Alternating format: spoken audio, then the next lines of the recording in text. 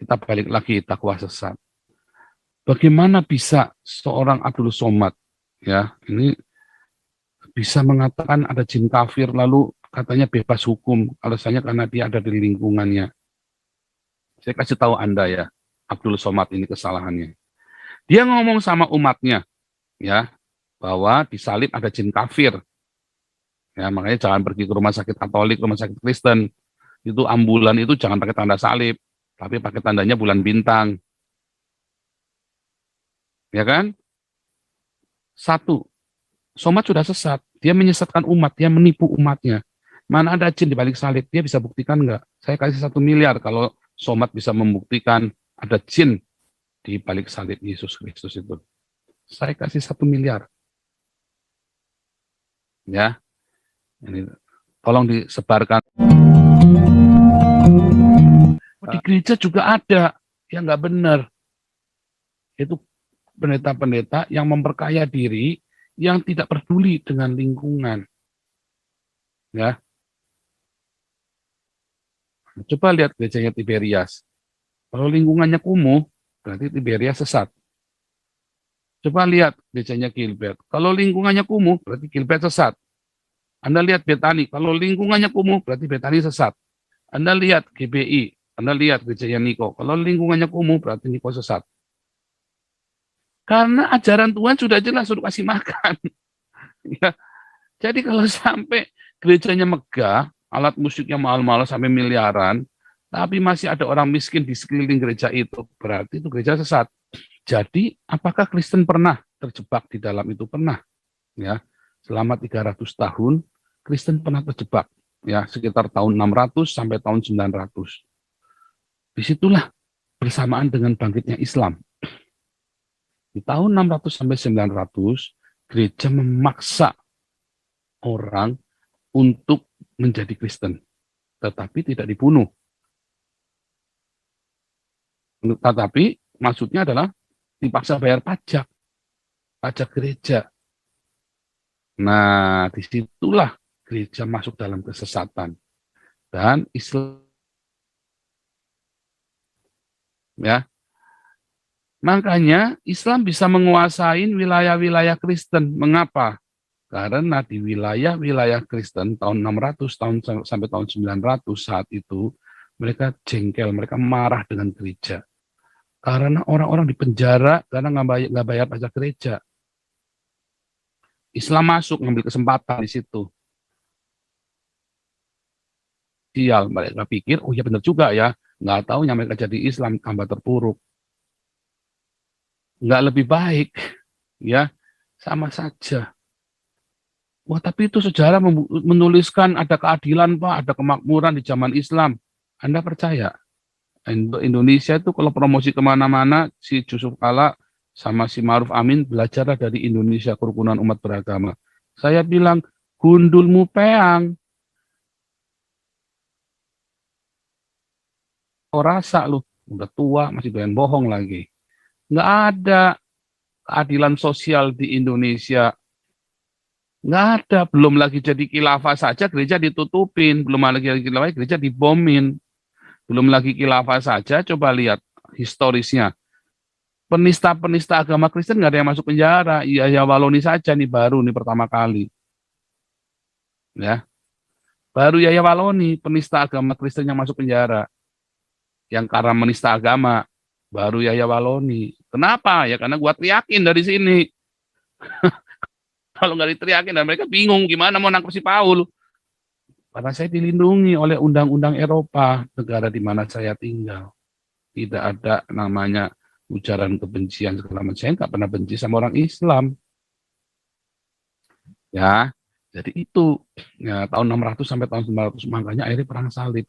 Kalau gereja tidak korup saat itu maka nggak perlu ada perang salib. Mengapa? Karena Islam nggak akan bisa bertumbuh. Di negara yang gerejanya berdiakonia dan bermarturia seperti Eropa, Islam nggak bisa tumbuh. Bohong yang Anda dengar itu dustanya kiai-kiai yang bohong. Saya kan tinggal di Eropa, ya. Islam itu di Eropa tumbuh bukan karena dakwah, tapi karena imigran-imigran datang ke sini bawa anaknya 10, ya. Bawa anaknya 10, rembel. Saya pernah lihat itu ya. Saya pernah lihat waktu saya itu, ini ibu masih muda, anaknya itu kecil, kecil, kecil, kecil, kayak boneka, ingat nggak? Kayak boneka-boneka yang itu, yang kecil, kecil, kecil, besar, kecil, kecil, kecil, tambah kecil, tambah kecil. Bisa urut begitu ya, kayak anak ayam jalan begitu. Lucu banget tuh. 10 itu, 10 kasihan, jempol tiap tahun nganak ya, tiap tahun beranak. Itu, Islam itu di Eropa bertumbuh ya karena orang-orang dari Arab sana beranak pinak di sini, bukan karena dakwah ya. Salah Anda. Nah, jadi nggak ada. Kenapa? Karena gereja-gereja Eropa itu rajin berdiakonia. Semua gereja di Eropa rajin berdiakonia, kecuali gereja Indonesianya. Kecuali gereja Indonesianya. Cuman satu itu ya, yang rajin itu ya, Pastor Lot itu yang rajin, gereja Belgia itu yang rajin penginjilan diakonia. Jarang gereja Indonesia di Eropa ini mau penginjilan, mau turun ke jalan, mau berdiakonia, jarang sekali. Serem, serem. Ya, kenapa seremnya? Karena gereja jadi paguyuban gereja Indonesia di Eropa. Gereja Eropanya ini ya, gereja Eropanya diakonia kencang loh. Ya, itu kan Samaritan itu kan punya gereja itu, Samaritan yang nolongin imigran-imigran yang kalau di tengah laut itu. Mereka berani-berani loh, mereka punya kapal, punya apa. Oh, nanti saya lagi mau bikin ini juga ya. Ini juga ide baru juga nih ya buat yayasan ini ya. Kan ada banyak imigran-imigran yang Afghanistan itu yang di Indonesia itu. Nah, itu perlu kita kasih makan yang di Jakarta itu. Mestinya ada satu tim yang khusus masuk ke imigran-imigran ini, kasihan loh. Nah, mungkin perlu perlu dicarikan apa yang diperlukannya, obat autan apa segala macam, dan perlu mereka diajari les bahasa Inggris, les bahasa Indonesia itu ya. Nah, mungkin perlu tuh kita tanya kerja sama-sama PBB, UNHCR yang ada di Indonesia. Itu ide ya. Nah, kemarin saya nonton itu sampai saya mau nangis ngeliat itu ya. Kasihan amat, sial amat lu pergi ke Indonesia, itu sampai di emperan begitu. Kasihan ya. Dan ada yang nggak dapat makan ya, ada yang udah karena sudah ilegal, karena sudah nggak jelas ya. Kasihan. Wah, nanti itu nantilah, itu nanti besok saya mau cerita. Nah, itu yang terjadi, penipuan-penipuan, itulah dakwah sesat. Itulah sebabnya ya Indonesia pun akhirnya diperbodoh terus karena ada dakwah sesat ini. Rakyat kecil nggak berani mengkritik, membuka aib itu nggak berani, membuka sesuatu itu nggak berani. Asal dikritik masuk penjara, asal dikritik masuk penjara. Padahal KC kan ngomong juga nggak salah juga kan. Sebetulnya secara nalar nggak salah. Memang di dalam undang-undang penista agama itu disebut penista agama. Itu kalau di Indonesia, kalau di seluruh dunia, di negara-negara maju mah bukan. Itu namanya kritik terhadap agama. Makanya maju. Di Indonesia makanya kere. Begitu agamanya dikasih tahu yang salah, ngamuk. Makanya kere yang di Indonesia. Mengapa? Karena diperbodoh oleh agama, diracun sama agama, ya, diracun. Asal Islam biar profesor juga tolol pokoknya. Ya, Anies Baswedan tolol kan, ya kan? Si Amin Rais kan tolol, profesornya, rektornya UII itu tolol kan? Biar profesor asal jadi Islam itu tolol aja pokoknya. Kecuali dia Islamnya liberal, artinya dia berani self kritik. Nah, ya kan? Jadi Islam itu hanya menjadi kultur saja. Nah, orang Kristen juga melakukan dakwah sesat, ada, ya, yaitu apa? Ketika Anda berdakwah, ya, untuk narikin duit dari umat, bukannya berdakwah kepada orang-orang Islam, tapi dakwahnya kepada gereja lain. Kalau perlu dijemputin dari gereja lain, pakai minibus ya kan, lagi mau ke gereja dijemputin satu-satu, diangkut ke gerejamu. Terus di gereja ditakut-takutin suruh bayar perpuluhan. Itu juga dakwah sesat. Pendetanya pakai jam tangan 2,5 miliar. Itu juga dakwah sesat. Ya, itu dakwah sesat. Dan kita harus jujur bahwa di gereja juga ada. Ya nggak benar. Itu pendeta-pendeta yang memperkaya diri, yang tidak peduli dengan lingkungan. Ya, coba lihat gerejanya Tiberias. Kalau lingkungannya kumuh, berarti Tiberias sesat. Coba lihat gerejanya Gilbert. Kalau lingkungannya kumuh, berarti Gilbert sesat. Anda lihat Betani. Kalau lingkungannya kumuh, berarti Betani sesat. Anda lihat GBI. Anda lihat gerejanya Niko. Kalau lingkungannya kumuh, berarti Niko sesat. Karena ajaran Tuhan sudah jelas, suruh kasih makan. Ya. Jadi kalau sampai gerejanya megah, alat musiknya mahal-mahal sampai miliaran, tapi masih ada orang miskin di sekeliling gereja itu, berarti itu gereja sesat. Karena tidak melakukan firman Tuhan, kan? Berarti sesat. Lalu yang diajarin apa di gerejanya dia? Nah, begitu. Coba Anda masuk gerejanya Gilbert. Kalau masih ada yang nggak bisa bayar sekolah, berarti gerejanya Gilbert sesat. Kalau sampai gerejanya Tiberias masih ada jemaat yang nggak bisa bayar sekolah, berarti itu Tiberias sesat. Ya, begitu. Kalau sampai di jemaat yang Niko masih ada yang nggak bisa bayar sekolah, berarti gerejanya Niko sesat. Karena itulah gereja dipanggil untuk mengatasi kemiskinan. Anda lihat ya di dalam Lukas itu ya, Lukas 4. Roh Tuhan ada, Allah ada padaku untuk membebaskan orang-orang miskin dan tawanan. Gitu. Pak, itu kan secara rohani. Enggak dong. Secara rohani gimana sih? Nah itu, Anda yang begitu, sudah begitu langsung dimetaforakan. Yang sudah jelas-jelas metafora, Anda bikin real. Perpuluhan. Itu kan zaman perjanjian lama. Lalu Anda bikin real, disuruh jemaatnya suruh bayar perpuluhan. Begitu Tuhan Yesus berkata, Roh Tuhan Allah ada padaku untuk membebaskan orang miskin dan tawanan, memberitakan kabar baik pada orang miskin dan melepaskan tawanan. Anda bilang, itu metafora. Itu hanya bagi Yesus. Ya itu. Nah itulah sesat. Cuman Tuhannya pilih-pilih. Nah, kan lucu kan? Padahal kita disuruh memberitakan kabar baik pada orang miskin. Oh iya, saya memberitakan kabar baik, Pak. Berikan kabar baik orang miskin. Iya, namanya kabar baik sama orang miskin itu, kalau dia nggak makan 7 hari, tiba-tiba tuh tadi Elvis datang, ya kan, ngasih makan. Itu kabar baik tuh. Ya, itu namanya kabar baik. Nah, action. Kabar baik itu nggak cuma omong, itu namanya janji palsu. Kalau Anda cuma cerita tok, wah Tuhan Yesus baik saudara-saudara, nanti kamu akan disediakan, ayo doa Jehovah Jireh. Dia lagi lapar. Pendeta tahu dia lapar, pendeta tahu dia pendeta punya uang, itu jemaat nggak bisa bayar sekolah. Lalu Anda bilang, ayo Jehovah Jireh, berdoa Jehovah Jireh. Itu namanya penipuan, kabar palsu. Kalau kabar baik yang sejati, gereja tahu, gereja ini kaya. Gereja tahu jemaatnya ada yang laparan, langsung didatangi kasih makan. Itu kabar baik. Gereja melihat ada jemaat yang nggak bisa bayar sekolah, nunggak sekolah, SD, SMP, SMA, bayarin. Itu kabar baik yang sejati. Ya, itu kabar baik yang sejati. Gitu. Ya, Anda harus bedakan. Anda harus bedakan. Ya. Itulah dakwah yang sesat dari gereja. Nah, dakwah yang sesat dari gereja membuat kita jadi berilusi tentang agama, dan Anda semua ya buahnya itu tadi. Yang kalau saya kritik pendetanya, anak buahnya ngamuk, senggol bacok sama saya. Itulah buahnya. Ya, makanya saya melarang Anda membela saya. Jadi kalau ada orang jelek-jelekin saya, Anda nggak usah berantem belain saya. Ya, nggak usah. Biar Tuhan yang bela saya. Kalau memang Tuhan yang saya sembah hidup, biar Tuhan yang bela saya dong. Nggak usah Anda teriak-teriak bela saya. Sebab nanti malah jadi ribut.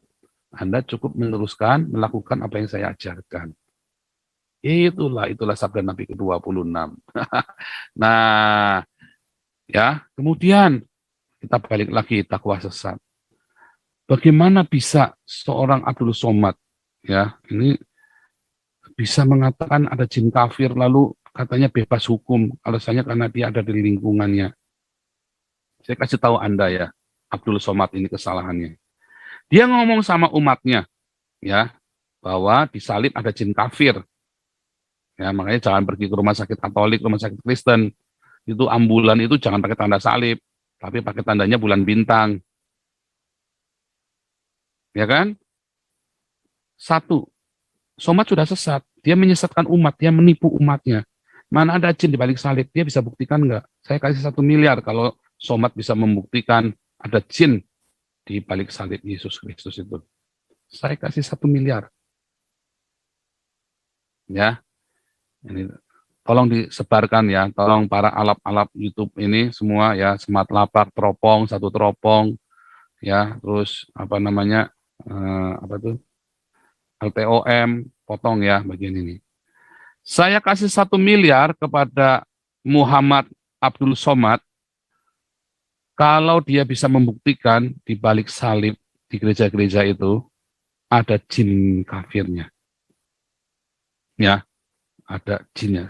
Kalau Anda bisa membuktikan ya ada jin ya, saya kasih 1 miliar. Ya,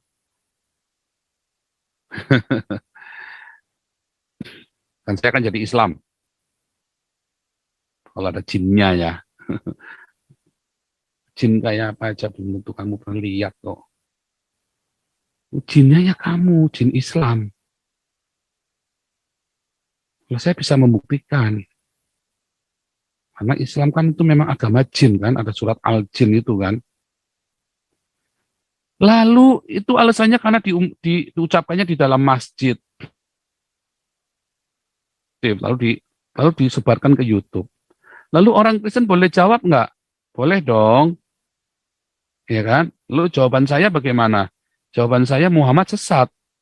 Kenapa kamu percaya sama Nabi Cabul?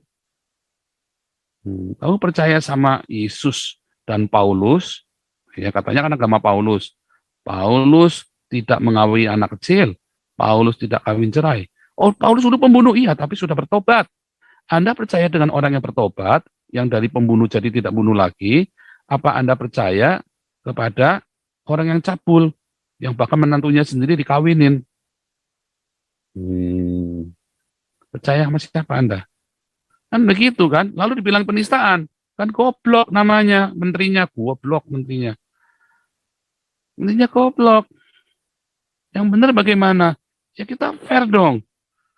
Kita kan harus menjelaskan kepada si Abdul Somad. Muhammad Aceh kan harus jelasin sama si Muhammad Abdul Somad ini. Yang benar seperti apa. Ya kan? Saya juga harus menjelaskan. Karena itu sudah viral, maka saya harus jelaskan. Lalu gimana jelasinnya? Penjelasan yang paling gampang adalah saya ngomong Muhammad cabul dan sesat.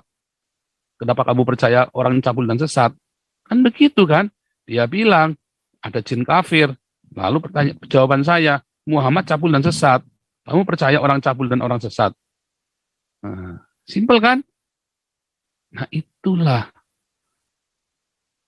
Makanya, ya, lalu si Gus Yakut bilang lagi kemarin, Gus Yakut itu ya, wah saya kagum sama orang Kristen ya, kata-katanya kalau salah mau dimaafkan ya, karena ajaran Kristen itu mengasihi Tuhan dan mengasihi sesama, ya, artinya jangan menista agama orang lain.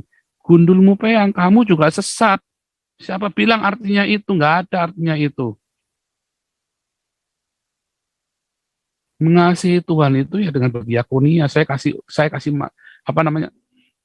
Ketika kita kasih makan umatnya Gus Yakut itu, yang melarat-melarat itu kita kasih makan.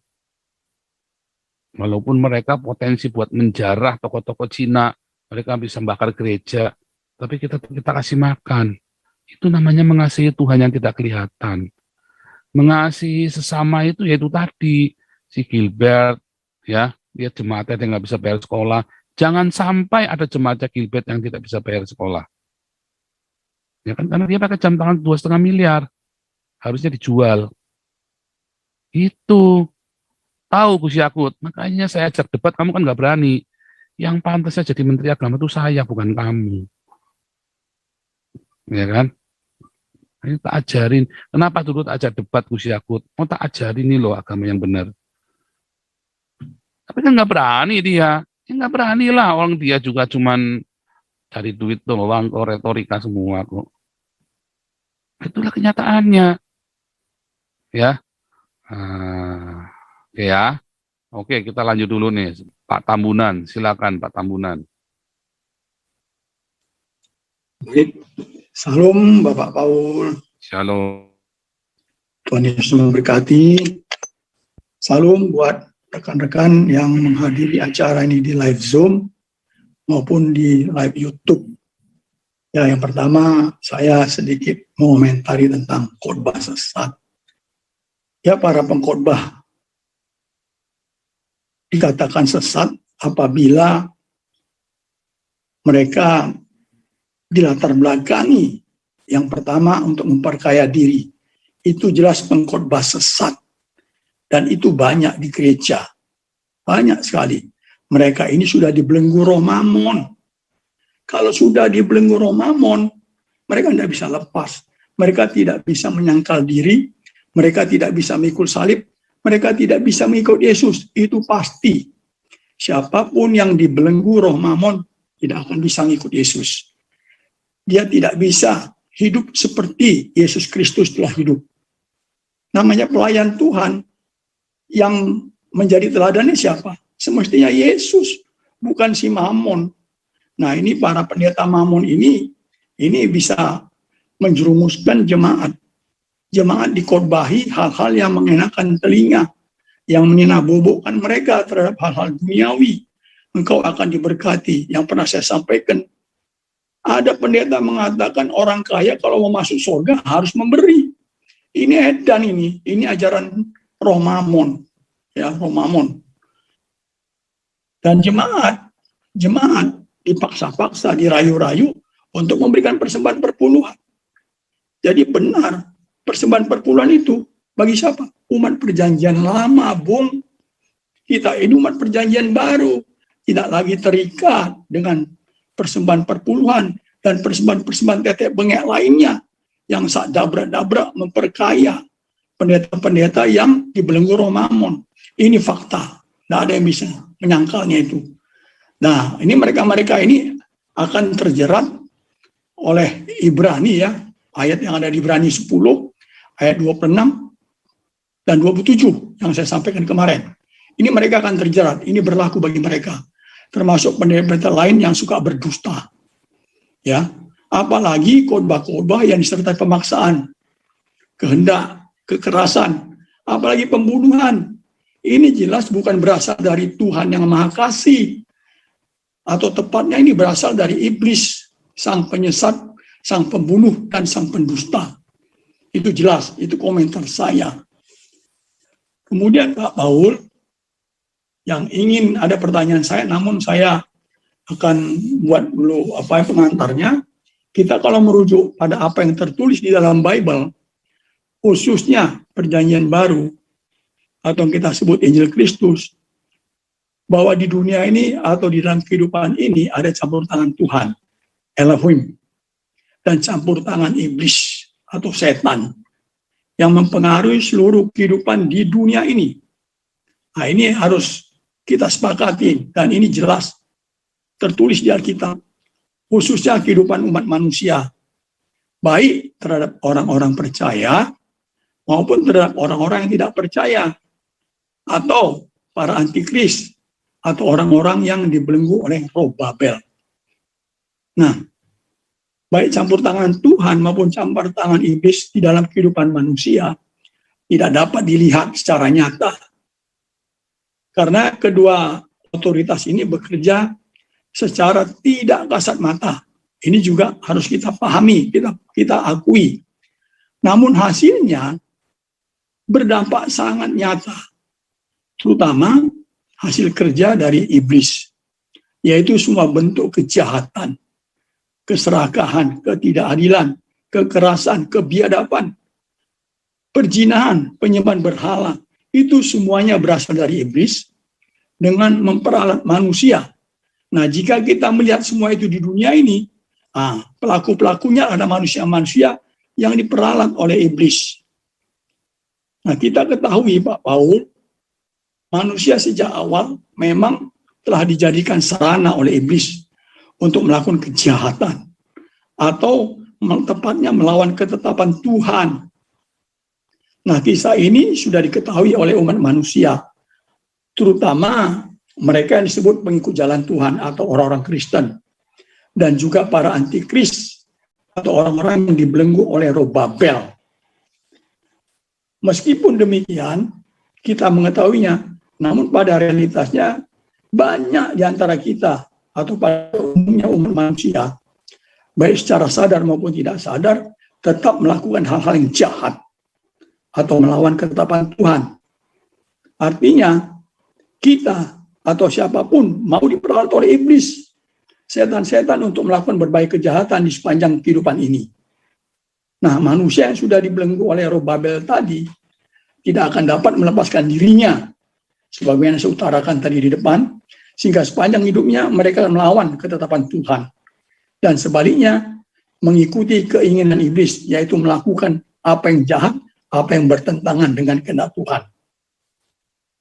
Keberadaan dan otoritas iblis sangat jelas dinyatakan dalam Injil, seperti di dalam 1 Yohanes 3 ayat 8a.